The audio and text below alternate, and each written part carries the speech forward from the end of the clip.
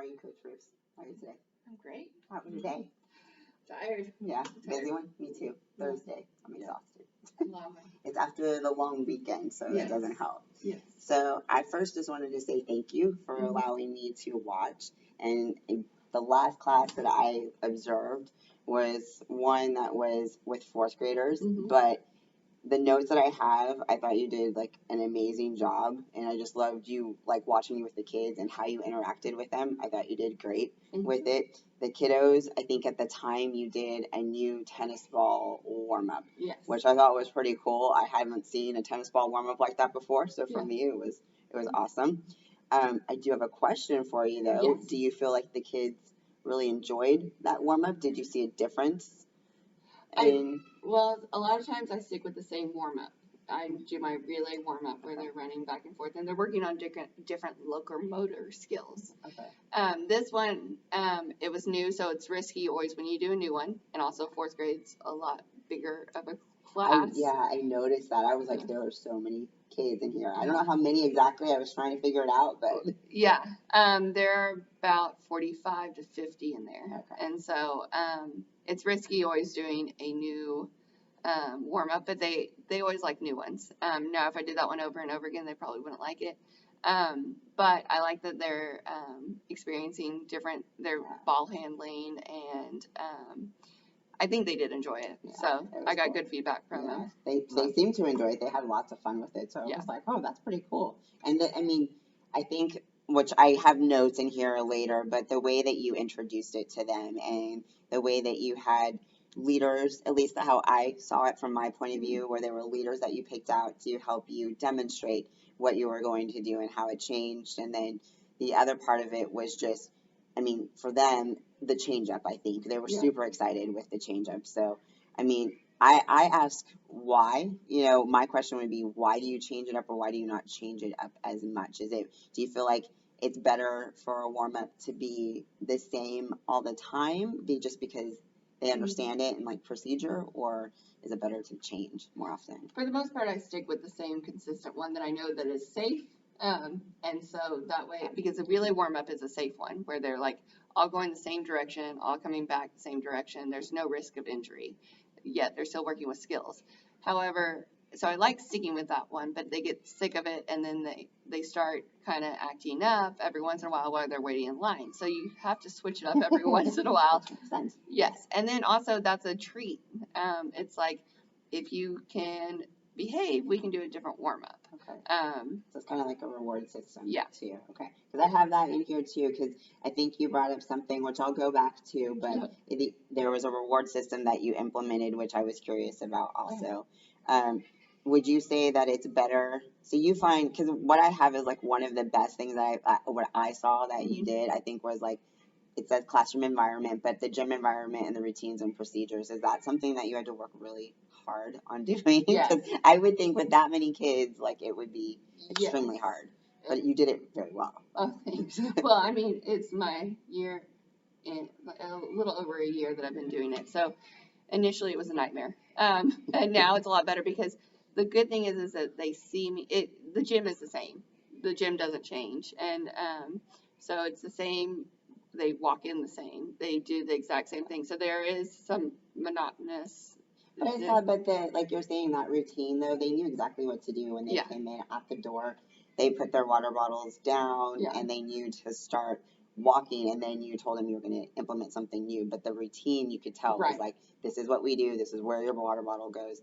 They knew what to do. Right. So. Yeah, I did. So it's at the beginning it was a pain, but now like it's worth the pain that you spend up front, like telling them the expectations. Towards the end of the year, and then it's the end of the year, and then it's like, starting all over again. Yeah.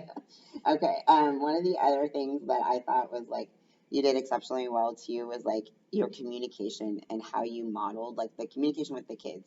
It wasn't just this is what we're gonna do. It was kind of the I do, we do, you do kind of modeling. I thought it was done exceptionally well too.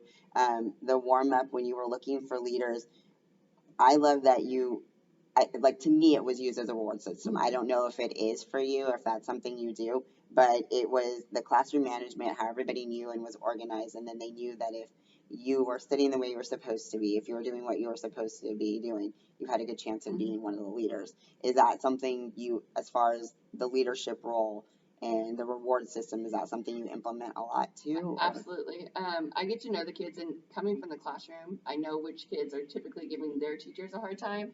And so I try to look for them doing what they're supposed to be doing, because the gym is one place where they can thrive.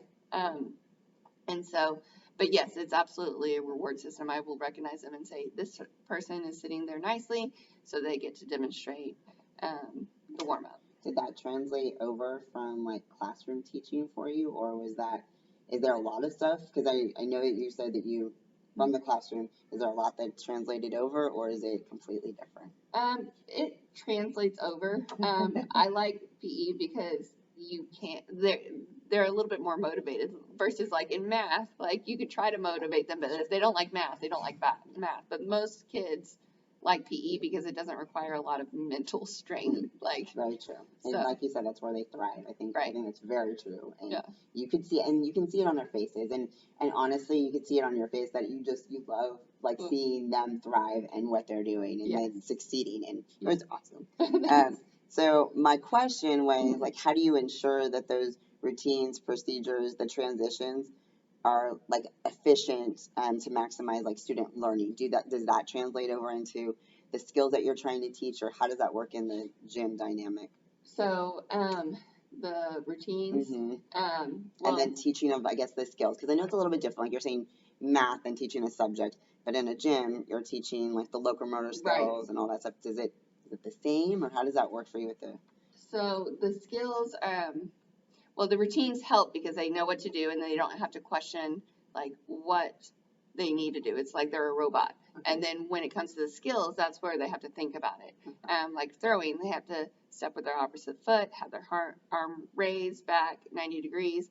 They step, twist, throw, which with the younger kids is a lot of thinking. But with some kids it comes naturally. But the routines are in place so that way when we come to new skills and different things, the routine part doesn't get in the way. Okay. So the behavior hopefully is already there. In place. Which we talked about. You have a total is a total of 3 classes at that time. Is it 4? For fourth, I have 2, but they're basically like 2.5 because the class sizes are so large. So my next question would be, how did you go from like a classroom and then going to a gym and managing that many students? How do you do that?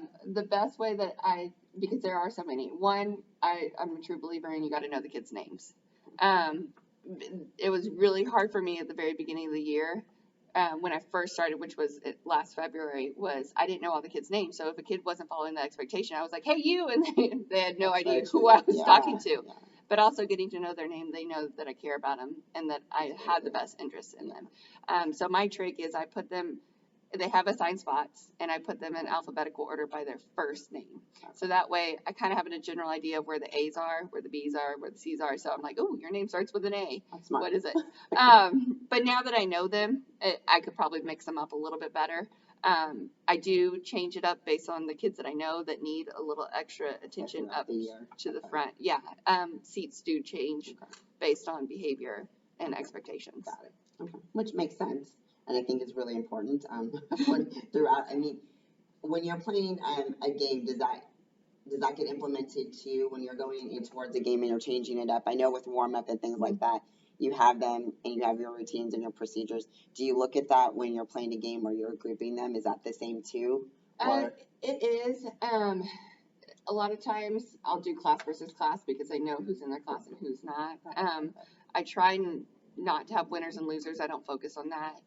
But yes, if I know that 2 kids don't get along, I will purposely not put them. Or if it's a game where you're not really dealing with your partners, then like our scooter tag, when one partner's out and one partner's like sitting out, they don't really have much interaction. I'll partner them together so that way. Which I don't know how you remember all of that. That's a lot to remember. Do you have a technique, or is it all just throughout the year? Well, I remember those things, but then other things go to the wayside. Okay. So, that's how I would do it. Yeah. Like in one ear and then out the other at one point. The other thing that I saw was like, the classroom management or gym management skills, is that something that you find yourself implementing or doing like daily? Do you have to go through it before you start your classes? Is it something that you're like, this is what we're going to do today, this is how I'm going to do it, and then it's a routine for you too? Or is it, Well, no, we don't go over like track rules. Initially, I had them like we would read the track rules. There's 4 different track rules. We would read them each time we went out to the track. okay, With kindergarten, I have them. I'll question, okay, what is the track rule? They say it to me versus me saying it to them. And they know the track rules. If they break one, I pull them over and I said, what track rule did you break? And they'll repeat to me what track rule, and I said, don't do it again. But no, I don't go over it every single time. I'll remind them that there are track rules, but I won't specifically go over them. okay, so it's kind of dependent on what you're Yes. doing for that day. Okay. Yeah. What do you find works best for you? Like if you were, I guess, I'm just in awe of the procedures. Like, and I've seen other gyms, I've seen other coaches, and it's all a little bit different. But your procedures and what you have seem to work really well. Again, I only saw 4th grade, so maybe it's a little bit different. And maybe what you're saying too is that it's from pre-K to kinder, and you're teaching that all the way through. Yes. So that has a lot to do with it. But is there something that works best for you? Is it that it's just repetitive? It's the same thing think every time. Okay. Every grade level, for the most part, is the same. So that way, I'm working smarter, not harder. So next year, they know the ones, and majority of them will repeat. They know exactly what to do day 1 to come into the gym. Okay. No, that's awesome. So what about your culture, like your gym culture? Because I thought that was pretty amazing too. Like, but they know, it's because they know, but the respect level. I've been in a couple of other gyms and watched coaches where the respect level was totally different, and it was 4th and 5th grade that I have seen before, and it was hard. Like it was hard for the coach too. How did you create that culture? By knowing their names Okay. and knowing them, finding out about them, teasing with the older grade levels, being able to joke with them appropriately, though obviously, but just getting to know them and their names and knowing about them. Your students. Yeah, no, That's a big deal. No, Yeah. it's a huge deal. yeah. What are some of the strategies for involving students in like their leadership roles and the managing of the responsibilities? Do you have them? Why I ask that is because what I remember back when I watched, observed, you had some kiddos helping you with cones, I think, and you had some like just the model, the people that were modeling for you, those that you picked as your leaders for that day. Is there strategies for that, or how do you go about that? Well, knowing the kids, Yeah. knowing them and knowing what they can and can't handle, because also seeing how their behavior is that day. If some kids I know don't want to be up in front of the crowd. Again, you just know them. You know your students that well. Yes. Yeah. And sometimes I'll ask for volunteers, and most of them will raise their hand. Like one game we played was a chicken run game where they have to act like a chicken, and when we modeled it, I said, don't volunteer unless you're not easily embarrassed. Yeah. And so. Okay, I wouldn't have thought of that, which is a good point, because if you're up in front of everybody, that's a whole different story too. So like one of the examples that I saw, that you had a couple of students that warmed up with you, the exercise, the tennis ball exercise. And the student, I think you asked them to bounce the ball, and you modeled the behavior for them. Then they did it, and then it was the walking and bouncing. The thing that I thought was cool too is that they like the verbiage. Has that been hard for you to teach them, as far as like, because you told them you can do a plank, you can do the sit up and then pass the ball, and you had verbiage in there that relates directly to like athletics. Right. Is that something that has been difficult to teach, or how do you do that? Most kids pick it up. With the younger grades, yes. You teach them. But again, it's like starting from that level, pre-K. Right. And what I have found that like you don't dumb things down for them. You make them rise to the vocabulary that you want them to use. And the advantage with PE is you can demonstrate it. You can show them, and so. Yeah. Which in that situation, I think you had 2 students, what I at least have down, and you had them doing everything. And then as soon as they saw the students do it, those 2 students model it, I think the other kids were like, oh, like the light bulb went off, and it was like, oh, okay, I get it. Now I know exactly what to do, which was really cool. I think my other observation of you in particular, which is I think almost probably every coach has to have that ability, but it's awesome to see when you sit back and you're observing is like you literally have like eyes on the back of your head and like your head is like on a swivel and like when you're like basic like if it was classroom management it's your gym management and like during large group instruction it was one of the little girls, her name is Tatiana, and you were like Tatiana, you saw her laying down when there's like the sea of other kids over here and you're like Tatiana sit up and then automatically she sat up like and again I assume that goes back to your procedures from pre-K all the way through, Right. but I have seen in the past where there's those coaches that struggle with that where a student won't sit up Right. and they just are there and you kind of have to walk up to them or whatever. Yeah. Is that something how do you feel like you developed that? Is it just that rapport again? Right, it is. I try to build fun games where they want to play. So the consequence for not listening or showing respect is they don't play the game and they have to do some other kind of exercise because in PE we don't just necessarily sit down. They'll do other exercises independently. And so they know that. So they know that I'm going to take it seriously. And if they don't show respect, there are consequences, whether it's a parent phone call, whether they have to sit out, do an alternative activity. But also I tell them up front, I'm kind of ADD. And so that's part of me being like my head on the swivel. If you're laying down, I'm going to notice, or you're talking, if you're talking out, I'm going to notice because I'm so easily distracted that I need you to focus on me. And I also try to tell them that in PE, I want you to move. But the more you move and the more you talk when you're supposed to be sitting still, the less you'll be able to move. Like I don't like necessarily talking to them all day long. Yeah. I want it to be fast. I want quick in and quick out. So they know that. Yeah. Okay. No, it was awesome, and it was during your instruction, while you were giving instructions and having the model where you saw it, and you were able. It was just that split second where you were able to tell her, and she like, okay, I'll sit up. The other one, which I thought was interesting too, which I don't know how you did it. It was one of those where you were giving instruction, I think at the point where everybody was already playing the game. It may have been warm up that I have, but it was one of your students. I think his name was Jack, but he came up, you noticed something in his hand.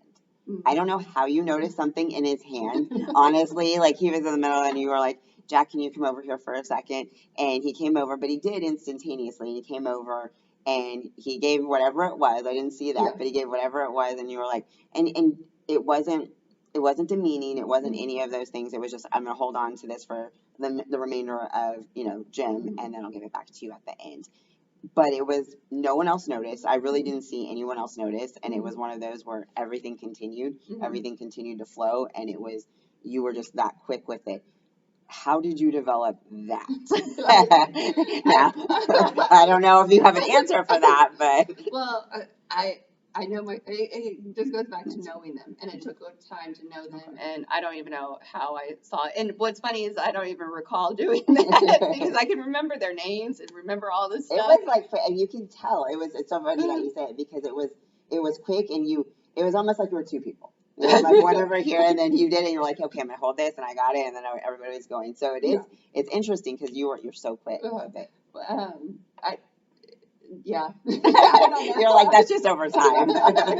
Yeah, I don't know. I guess years of experience, but I mean, I guess I have like some areas I have gifts in like remembering things, but then other things I can't remember. But like I take that job very seriously when I'm in PE because it's safety. It's absolutely. And so if something happens, it's on me, and I don't think I would be okay with that if someone got seriously hurt because I wasn't paying attention which makes total sense. Yeah.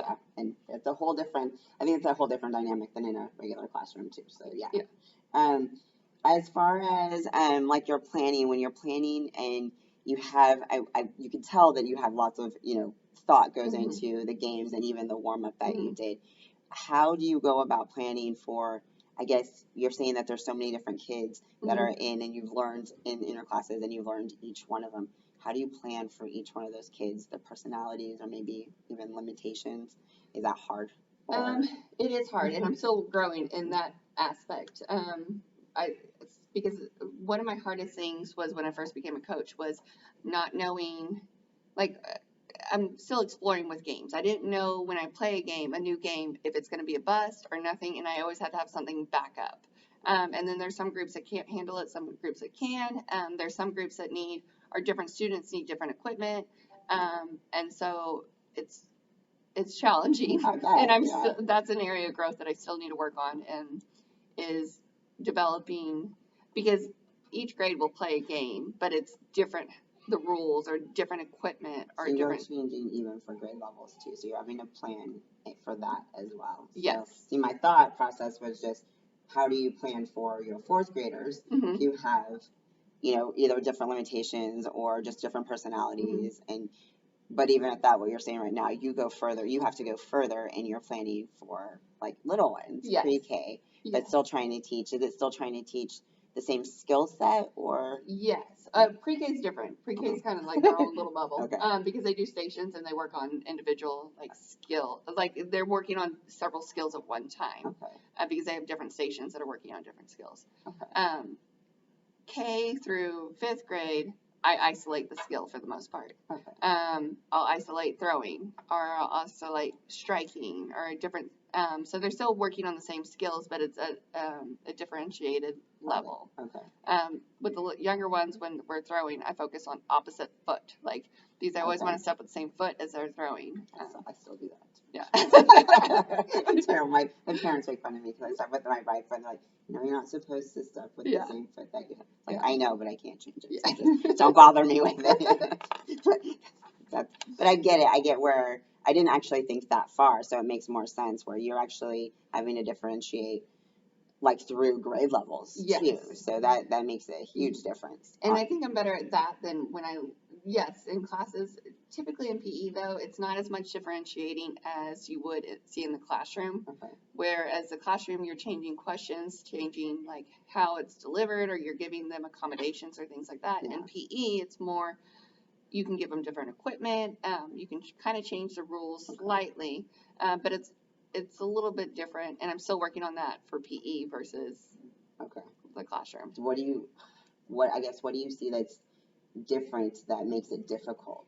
Like at least more difficult than in a classroom? Because you have so many students in there. Got it. Whereas in a classroom, you only have 20, and you are 20 or so, depending on the class, but you have 50 at the most. And there might be just one that needs this extra help. But in PE, you also don't have as much differentiation that you need to do as in the classroom, because there's so many different learning styles. Whereas like a lot of times when they come into the classroom, in the gym, they all kind of have some athletic ability. Yeah. It's just the physical. Yeah. Yeah. How do you ensure that the activities that you have planned, or the lesson or game that day, are engaging and motivating, I guess, for all levels? So you're talking about differentiating like through K through fifth. Do you change how you're delivering that to them, or is there more, I don't know, is it more fun based for the littles, or how do you change that? Well, it's hard because the littles don't always get motivated to like. That's true. And that's the thing that with PE, I feel like I always need to have them entertained, and a lot of times I'm harder on myself than they are, and they're like, "Oh, we had such a great time." I'm like, "Oh, okay." Like, I don't know. It's, I need more. I'm like, you need to be laughing the whole time, laughing, smiling. Show me more. Then. Yeah, show me. But I guess, sorry, this is my ADD. No, it's okay. They give me feedback. Actually, at the end of the games, sometimes I'll have them do a thumbs up, thumbs side, thumbs down. Got it. On the games, and if it's a bust, then I won't play it again. I try. Yeah, I find out from them, and now I kind of have a better hang of things. With the younger grades, it's not as competitive. We don't keep score, things like that. The upper grades, it depends on the class if I like tell them who the winner is, because it depends on. We talk about good sportsmanship, but some people are not good winners. Yeah. And they're not good losers. And so we talk about that. But with the upper grades, they want to know. That motivates them, like, to win. But which makes sense. But again, you're saying that's how well you know your students. Yeah. So that makes total sense, which I think, in the end, I think all of us strive as teachers to know our students that well. And I know sometimes that's difficult. But I envy you with like 50 kids. And that's not all, all of them through all grade levels. So that's why I'm like, how do you do that? As far as like engaging the students and like their own ownership of the lesson, is that something that you find difficult, or is that something that is different in the gym atmosphere? Or do you feel like maybe it's because it's a sports and it's like athletic that they take ownership anyways? I think it's the latter, that They like it. they like it, they take ownership of it. Okay. I have some that are more motivated. When it comes, I guess the least I see them in motivation is it's easy to get them active when they're playing games, but like running the track, when it like actually comes to like no game or things, getting them to move without like that motivation of a game is a little bit more challenging. There are a few students that are like, oh, I want to do better on the pacer test, so I'm going to run every time I go out there. Motivation, but it's hard. So, I mean, I already have some ideas for next year with how to get them motivated to run around the track. I'm going to use an app that will track how many laps they do. Yeah. So that way they can see a leaderboard and stuff like that. No, that's really cool. So it's different for some, and you've implemented different ways. So I don't know anything about this. I was told something about the clover, and then the clover, and then I walked, and when I observed, I think you had them go get their clovers off of the winner. So I assume that it was a reward. It was. Can you tell me more about it and how you use those reward systems, I guess? Yeah, so I started in February with, I had hearts, and there were little bitty hearts that I hung on my window, and they were kindness hearts. And then I carried it over to March for kindness clovers. But it was for kids that were doing a great job showing kindness, or that were showing good sportsmanship, or doing the right thing when no one was watching or expecting. And so they got to write their name on the heart. We taped it up for the month, and then at the end of the month, I would have them take their heart, and they got to take their heart home or their clover home. That's awesome. That's really cool. I like that idea, which I have not seen. So, how do you, which we kind of went over, but how do you pick like those certain students? I know you pick certain students to demonstrate and kind of based on behavior and maybe the reward system. Are there students that you pick? Because I know, like you're saying, when I watched, there were some students that were really good about helping other students.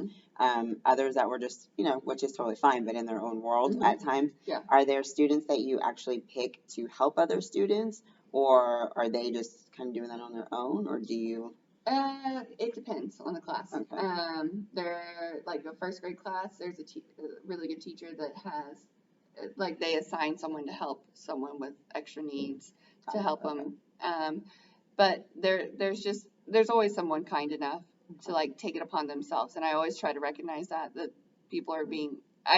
Typically I don't have to assign someone to someone because there are some really good kids that step up and want to do it. Oh, that's awesome. Well, and if you're doing like the kindness clovers and hearts, they're wanting to do it too, because you've implemented that. Right. So, okay. What kind of data are you gathering from, like, I guess if it's the reward system or if it's just from the kids, which I know you've said already that you're getting kind of the data whether they like the game or not and whether you continue that. Is there any other data or like from the reward system or anything like that that you feel like you get from the games or at the end of a lesson? Other data.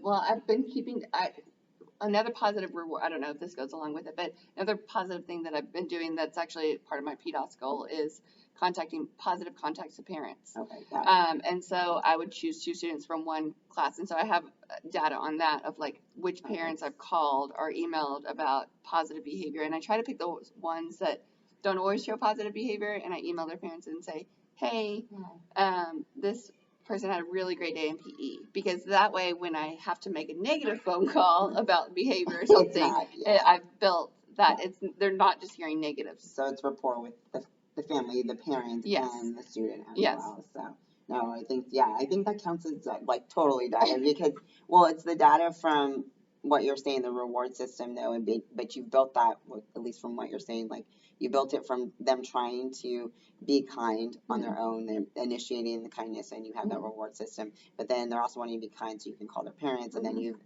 like that. It's like that sandwich of just compliment, and if there's anything in between, it'll go in between where you have to. If it's the negative, and it'll be the compliment sandwich here. What details do you consider when planning a lesson? Do you consider obviously probably age and what we've already talked about, but I guess when you're having to go through, going through certain, skills that they're having to learn, how are you planning that? Is that So I'm still difficult? working on that. Last year, I actually kind of like how I did it better last year than I did this year. This year, the district tried something new where I was trying to follow the district, where they put out a scope and sequence of what you needed to do, and they did it based off of like invasion games, and then they did it based off of striking. They did it differently than I kind of did it the previous year. The previous year I did more units. I did a soccer unit. I did a basketball unit. That's what my brain went to. Right. So, yeah. And so this year I've been trying to pull game. I don't feel like it's as cohesive. Like I'm teaching skills, but it's not as cohesive like our practical. Like you use this skill, striking skills in soccer. Yeah. Like I don't know. I liked it better. So I'm still playing around with that. But with planning for What works for you is Yeah. more like the unit, like having, we're Right. working on this skill and this is the unit that we're doing. Right. Okay. So the tennis ball warm up, we kind of already, Uh-huh. obviously I love that. And we talked about how you change it and why. If we go back to the tennis ball warm up, you did have like the modeling for the students, and I noticed what I would like you talked about differentiation and the modification. I noticed how you modified, like, I guess the plank is a good example where you had it where they were just like on their elbows and feet Mhm. out, but then you modified the exercise to where they were on their knees if they Mhm. needed to be. Is that something that in your planning you think about too throughout, or is it kind of no? Okay, No. does it go that in depth? No, I wish. I mean, it will in the future, but I'm still learning. And so there are things that I have to change on the fly, and I'm like, oh, this isn't working, so I need to change it. And so no, when I'm playing it, no, it doesn't. I can't have that foresight, I guess, because as much as I would in a classroom, as a Yeah, classroom teacher, because there's so many kids and you don't know what they can and can't do necessarily until they try it. But then you change it on the fly to help them. Yeah. So. Okay. I think I have that in here somewhere too because I noticed that you changed it and I can't remember what it was, but I'll go through it. So okay, but I asked that question.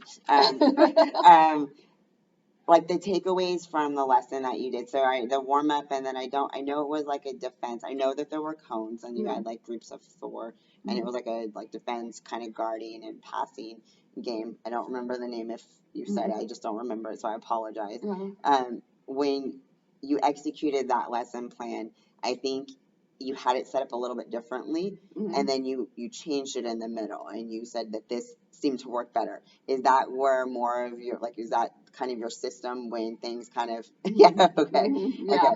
Okay, have you ever been in a position where you have it set up and then it actually worked out? Yes. Okay. Yeah. I mean, yeah, but most of the time,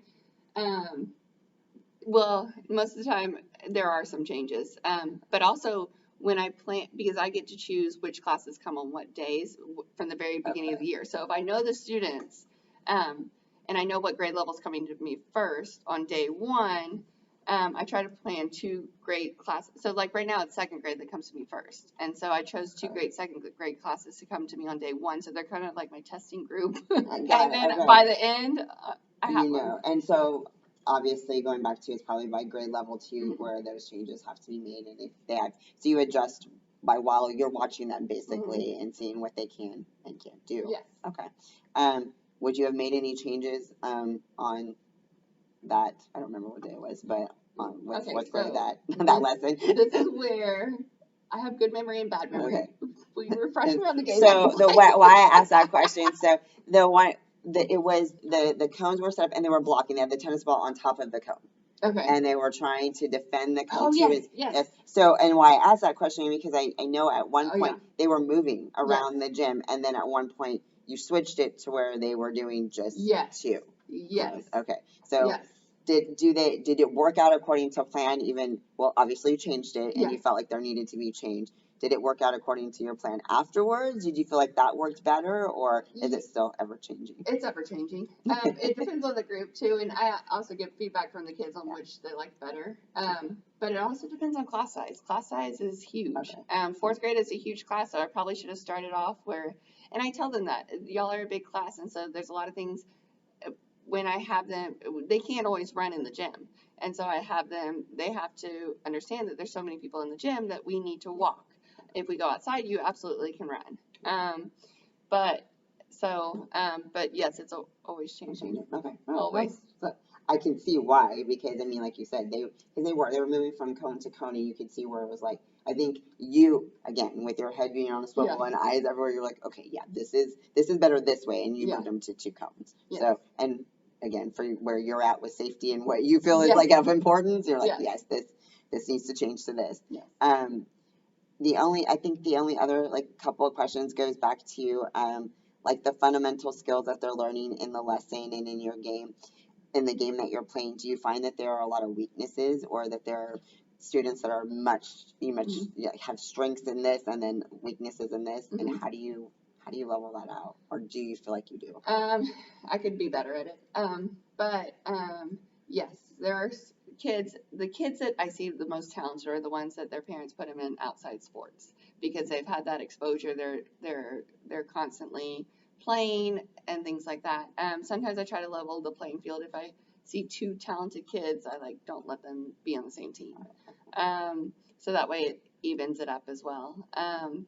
And so that's kind of okay. As far as like the games and like the fundamental skills that they're learning, do you feel like, well, I know you're talking about like differentiation and all, do you feel like at some point that there might be where you can, because I know you said with pre-K there are stations, do you think that could be implemented maybe, I guess at the higher level, like a 4th, 5th grade, or is that something that's too difficult? I only say that just because I was looking at it where you were talking about some of those kids that have more higher level needs. Is that something that you feel like you could do differently, or what are your thoughts there? Okay. I did do, so I did stations with the older kids in around Super Bowl time. We did football stations, and they loved it. I feel like stations can be a blessing because you can isolate more of a skill, and you can actually go over there and work with them on that skill, and it's a little bit more where you can work with individual students. Whereas a big game, you can't necessarily pull a student over and work with them. However, what I've observed with stations is they get sick of stations too. They like games, so it's a good mixture. I should implement more stations more often. But I just haven't. Well, that's hard though too. You're saying, that you're towards the end of the year. It's a happy medium too, where you have to keep them interested. So that's why I asked, like, how do you go about that? And I guess it's just changing it up from time to time. Well, and it's also I would have to let go of control a little bit, and I like to control like the games and stuff. And if I'm isolating the stations, there's so much going on at one different time. I really have to trust my students that they're doing what they're supposed to. I think, like, well, at least what I saw in 4th, there were those students that you can trust, and you could tell that they were really good students, and they were helping other kids out, and I thought that was awesome, and that to me is one a tribute to how the culture in your gym and what you've created, because they're willing to help those kids out that maybe are a little bit have more needs than others. So I think that's awesome. I don't know how easy that is in a game setting. It seems like it's easier in a station setting, but it's probably difficult in a station. But I mean, is that something you've ever tried, where you had like almost like an ambassador, I guess, like student that's helped out that kid or several maybe that needs a little bit more attention? I haven't tried that. No. I mean, I don't know. I mean, whatever. But they just seem so like they naturally seem to do that. So that's why. Well, I think I try to recognize them when they do it. Yeah. And so also sometimes when I see kids that are there in 4th grade, there was a situation where one kid I felt like was kind of picking on a kid that needed extra help and extra assistance, and so I pulled the student that was picking on that student aside, and I said, hey, can you be my helper for this student? Like, go above and beyond and that worked for a while. How did that go? It worked for a while, and then I kind of just put them in different areas. Sometimes they just need a break too. They need a break from each other.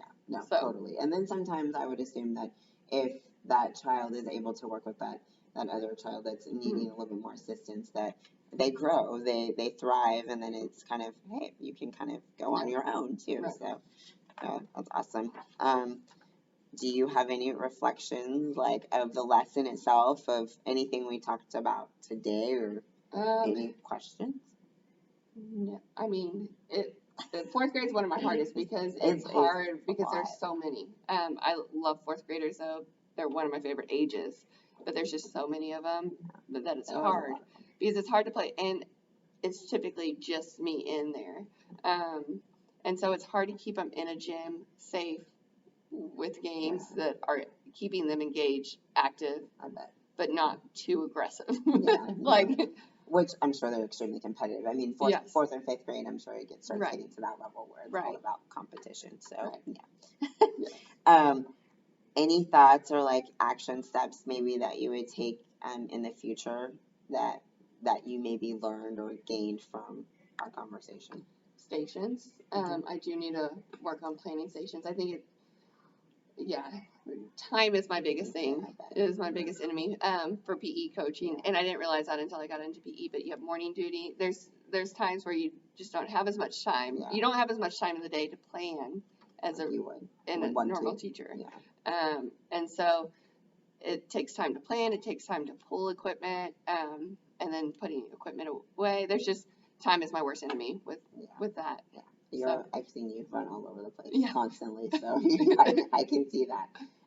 Really, honestly, that's what I saw was I thought your class was like amazing. So to me, I was like, whoa, okay, she's over here and over there. So I thought overall, please know that I thought it was amazing, and I can see like your visible passion like for coaching. I don't know if that was what your choice was, because you're saying that you were teaching before in the classroom, Yes. like that you can see. It was one of those where you can see your joy and your joy with the students, and you can see that through the lessons too, Yes. because they do have fun. I didn't see one child that was like, I don't want to do it. It's like they weren't bored. They wanted to engage the entire time, and to me, it wasn't just about like physical education. You could see the little life lessons that you were teaching them too, with like the kindness stuff, like the kindness clovers, all of that, that's going to translate into their life later on, their academics, but life as a whole for them. So I can honestly see all of that. For me, it was like really truly a pleasure watching. Thanks. And just so you know, and then I only have one more question. Okay. Is there anything like additional resources or anything that I can bring to light, whether it be to a certain person or just in general, or resources that would help you achieve what you want? I mean, after this conversation and things that were, brought to light for you, but I'm always searching for new activities that reinforce skills. And I like games, and there's some coaches that will just do skill and drill. I like games because it keeps them more engaged and things like that. And so I'm always trying to, and I don't want to repeat myself too much because then they get bored, and then there's behaviors, and so it's always. So that's another way that you're managing those behaviors. Yes, too. it's always keep them on their feet. Yes, I have routines in place, and they know what to expect, but they don't know what the game is. And one of my least favorite questions that they ask me is, "What are we doing today?" Because I tell them. I didn't hear one. Now that you say that, I didn't hear one fourth grader ask that, and that's actually they know. Okay, they know. They know. Like, I won't answer it. I would have so heard that in another other coaches and other gyms. I've heard it. What are we doing? What are we doing? Yeah, I refuse to answer it. See, that's a good point, because that's your procedure with them, and that's what you've taught, and you can see it in them. They all seem like they had like a blast. I haven't had a chance to see all the other grade levels, but fourth grade was fun to see, and they did awesome, and I was impressed. And if there's any like resources or any of those things, or just if you need help, thank you. I'm more than willing to help. I'm not someone that likes to ask for help. I'm one that I will always take suggestions, and it won't, especially since I'm so new to PE. I will always take suggestions, especially when it comes to accommodations to SPED kids and things like that. I will always take suggestions, and it won't hurt my feelings. But me seeking help is hard for me. But your time too. I mean, that has a lot to do with it, because you're so busy that it's like, well, when do I have time to get to asking all of these questions that I would want to, but I don't have time to. No, I mean, I would definitely, I'm kind of the same way, so I understand, but if you ever need help on that end, I'm more than willing to help. Thank you. Yeah, you're welcome. Thank you. Yeah, you have any other questions or I don't anything? think No, so. I think we're good. We have like 16 seconds. It's okay. No, it's all good. No, I truly appreciate you letting Yeah. me watch, and Yeah. it was fun. It was fun to watch fourth grade. It was fun Yeah. to see a little bit different and Yeah. just the number of kiddos. Like that was astonishing to me. I was like, whoa. And their big bodies. Yes, and I was like, holy moly. And I was like, I don't know how she's controlling all of it. Well, next year I told him for fifth grade I would like someone, because fifth grade they get really big and big. And I said, because I have an assistant for kindergarten. Oh. Because they just have so many needs. They have bathroom needs. They have, and I can't monitor all that situation. Yeah, they have no. nurse needs. They have True. accident needs, things like that. Wow. And so I can't do it all by myself and focus on There's PE. no way. So I told him I need one for kinder. That's my first priority. And I said, my second, if you can give me an assistant for fifth grade next year, because there's so many of them, they start to cause drama. There's all these other sorts of elements. That would be amazing. Yeah, you need it. But I agree. I'll keep. Yeah. yeah, In their ear, she needs it. yeah, I need one for fifth, Yes. just for another pair of eyes. No, it's fit. It's funny. It's like the two Yes. polar opposites, but that's what you need. Yeah. They're both needy. Yeah. Fifth graders like big kindergartners. Yes. Yes.